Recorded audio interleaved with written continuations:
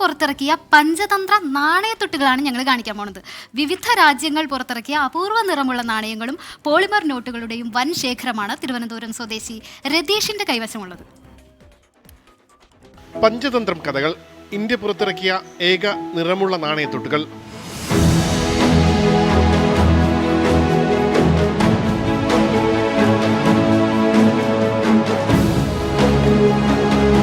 ഇന്ത്യയിൽ ഇറക്കിയ സൂനിയർ കോയിൻസാണിത്. അതായത് പഞ്ചതന്ത്ര കഥ വെച്ചിട്ട് അതിൽ ഓരോ കഥയും എടുത്ത് ആ കഥയുടെ സീരീസ് വെച്ചിട്ട് 4 കോയിൻ അവർ ഇറക്കിയിട്ടുണ്ട്.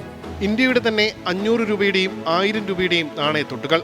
ഇപ്പോൾ തുവാലു എന്ന് പറയുന്ന ഒരു നേഷൻ ഇറക്കുന്ന ഹാപ്പി ദിവാലിയുടെ സമയത്ത് ഇറക്കുന്ന കോയിനാണിത്. ആ സമയത്ത് അവർ കൊമമറേറ്റീവ് കോയിൻ വളരെ ലിമിറ്റഡ് എഡിഷനായിട്ട് ഇറക്കിയതാണ്. ഇതിൽ ഗണപതിയുടെ പടമുണ്ട്, ഇതിൽ ലക്ഷ്മിയുടെ പടമുണ്ട്, ഇന്ത്യൻ ഗോഡ്സിൻ്റെ പടങ്ങൾ ദിവാലിയുടെ ടൈമിൽ ഇറക്കിയ കോയിൻസാണ്. തിരുവനന്തപുരം സ്വദേശി രതീഷ് ഹോബിയായി നാണയങ്ങൾ ശേഖരിച്ചു തുടങ്ങിയതാണ്.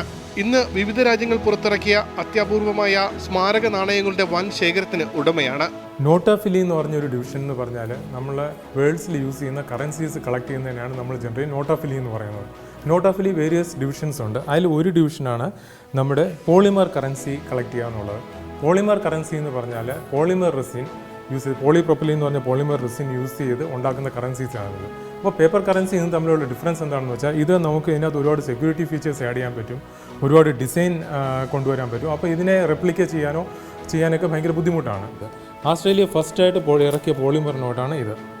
വേൾഡിലെ ഫസ്റ്റ് പോളിമർ നോട്ടാണ് ഈ കാണുന്നത്, ഓസ്ട്രേലിയയുടെ $10. തീർന്നില്ല. 2022 ഫിഫ വേൾഡ് കപ്പിനോടനുബന്ധിച്ച് ഖത്തർ പുറത്തിറക്കിയതുൾപ്പെടെ 65 രാജ്യങ്ങളിലെ 200-ലധികം പോളിമർ നോട്ടുകൾ ഈ ശേഖരത്തിലുണ്ട്. 2022 ഫിഫ വേൾഡ് കപ്പിന് വേണ്ടി ഖത്തർ ഇറക്കിയ നോട്ടാണിത്. ഇതൊരു പോളിമർ നോട്ടാണ്.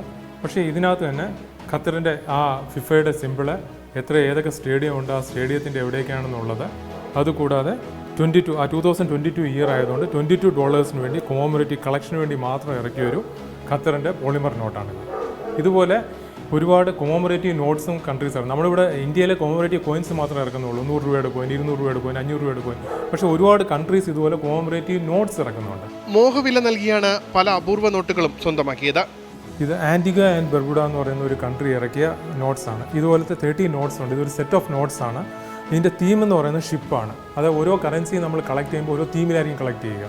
ഇതിൻ്റെ തീം എന്ന് പറയുന്നത് ഷിപ്പാണ്. ഇതെന്ന് വെച്ചാൽ ഗോൾഡൻ ഫോയിലിൽ സിൽവർ ഫോയിലിൽ ചെയ്ത ഒരു golden foil and silver foil വെച്ച് ചെയ്ത ഒരു നോട്ടാണ്. 24 തിരുവനന്തപുരം.